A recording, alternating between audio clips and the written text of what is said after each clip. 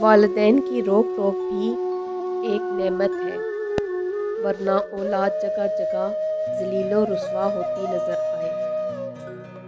خدا کرے وہ لمحے کبھی ختم نہ ہوں جن لمحوں میں میرے والدین مسکراتے ہیں۔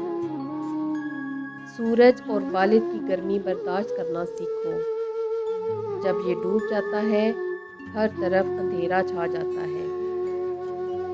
ماں کی خدمت سے جنت تو مل جاتی ہے، مگر جنت کا دروازہ اس وقت کھلتا ہے جب باپ کی عزت کی جائے۔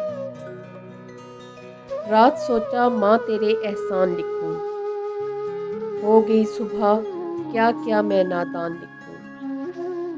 میرے الفاظ نہیں قابل تیری شان کے، میں کس طرح تیری ہستی کے عنوان لکھوں۔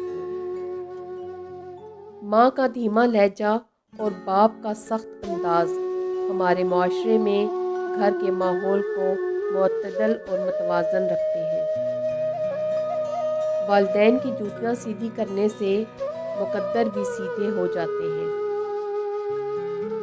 ماں زندگی کی تاریک راہوں میں روشنی کا مینار ہے، اور باپ ٹھوکروں سے بچانے والا مضبوط سہارا۔